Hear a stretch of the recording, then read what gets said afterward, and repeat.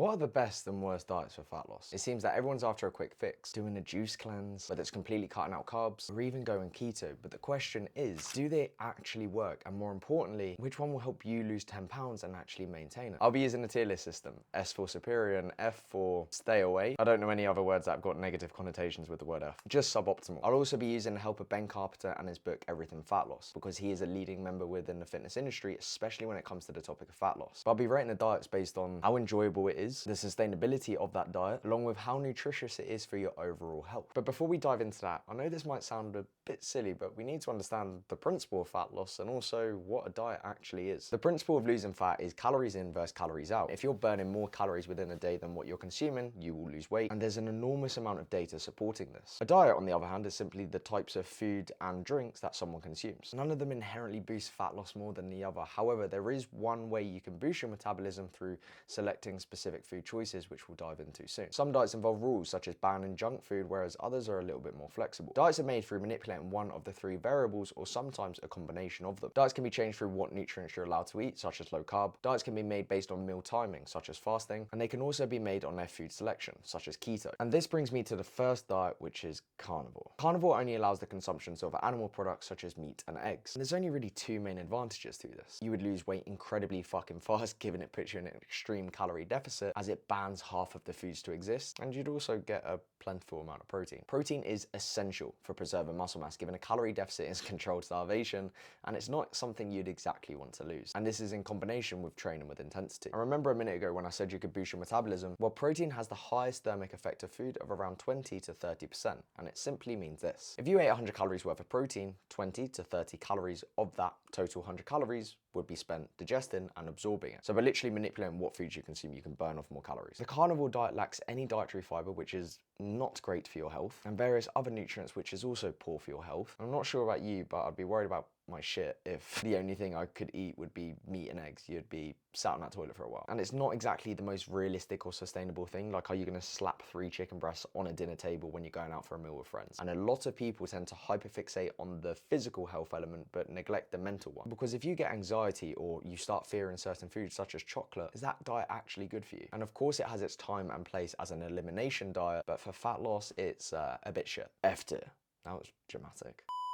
Next, you have the keto diet. It's like the cousin of carnivore, except you've got a tad more diversity when it comes to your food choices. You get to eat foods such as avocados, nuts and berries, and anything else that contains a substantial amount of fat. But it still has to be low carb, so fruits and vegetables are still off the table. And I'm not sure about you, but the thought of not being able to enjoy a pizza slice or a bagel just doesn't sit right with me. So from an enjoyment and sustainability perspective, it scores quite low. The nutritional value is relatively better compared to carnivore, given there's more flexibility. However, it still excludes vegetables and fruits, which are quite important still. And this is because they contain fiber, which has been shown to reduce many cardiovascular diseases and also helps with weight management and has a variety of other benefits. So it's something that you'd probably want to focus on. Now, the advantage of keto is that you would still be placed in an extreme calorie deficit, given the foods you focus on promote fullness, and well, you're still not allowed like 60% of foods. So it's close to guaranteed to put you within a calorie deficit, but how sustainable is that? Could you do it for the next 5 to 10 years? And just for reference, for the people that you know that lose a metric fuck ton of weight in the beginning when going on it, it's because removing carbs means your body holds on to less water. So it's water weight and not fat, Susan. Susan? I don't know Susan, I just said Susan. For some people, eating butter,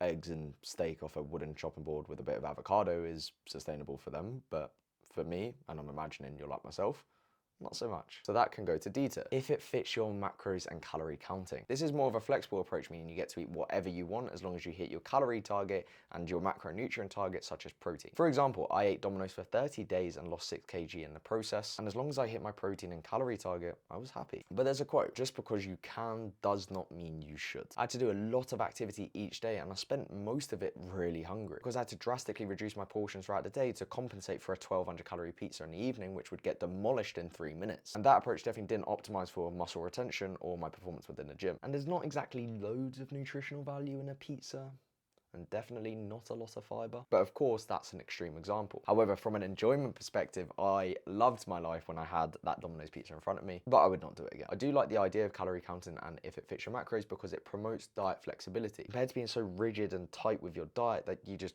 end up hitting fuck it. And there's also studies to support that being flexible with your diet is beneficial for sustainable weight loss. From a more extreme side of things to a more realistic side, that could be you simply eating a chocolate bar a day with a cup of tea. If that chocolate bar means you adhere to your calorie deficit better, and the other foods ensure your health is in check, it promotes fullness, and you don't feel like you're starving yourself, then it's a win. So that goes to A tier.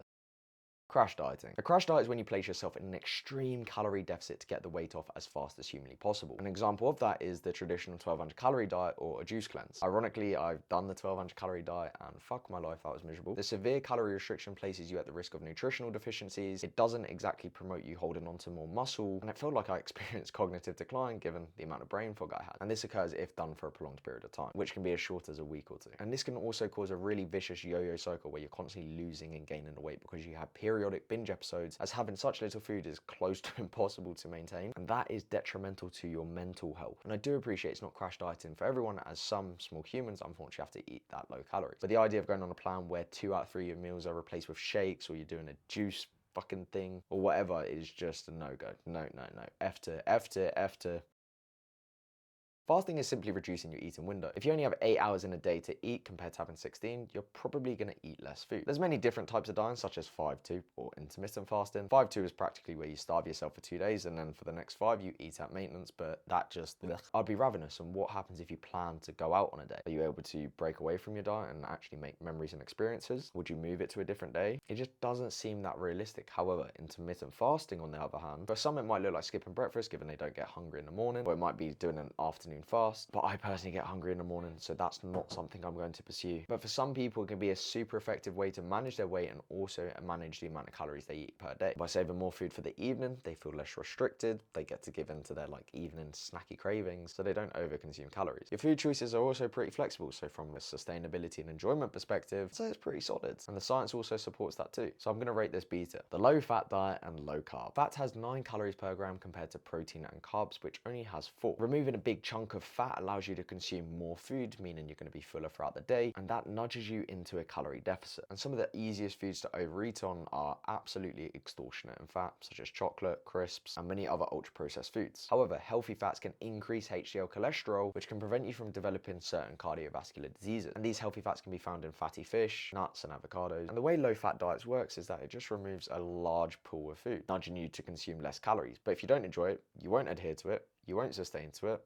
and then you'll just eat a lot of food. And you'll just give up once your willpower eventually diminishes. And you won't lose more fat eating low carb, low fat, high carb, granted that the calorie deficit and protein intake is equal. So low fat can go to C tier. And you'll notice I actually haven't put anything in S tier yet. And there's also plenty more diets out there. This is because the diet that is superior for me is completely different to what is superior for yourself. Let me offer you a new perspective. Even the term "I'm going on a diet" promotes that it won't last long term, because we all have diets, they just vary in nutrients and energy intake. It just sounds like a bit of a short-term fix to get the weight off, but then what after? A really simple way I like to see our diets is focusing on consuming foods that rot within a few days, and that's your veggies, fruits, meats, and all of that good stuff. And then some of the time, if you fancy the less nutritious stuff, have it. And the diet that is superior to you is the one that doesn't actually feel like it. You feel like you can actually sustain and adhere to it, and it also provides your body with all of the nutrients it needs. I personally love having dietary flexibility through counting calories and if it fits your macros approach. I don't feel restricted, I'm mindful of my food choices, so I make sure I have plenty of veg. But other people may prefer rules, granted it takes less thinking. And all of these diets are just a method of placing yourself within a calorie deficit. That's it. They're nothing special, but please do stay away from the ones that cause nutritional deficiencies. And to lose the 10 pounds, you need to find a way to restrict your calories, but not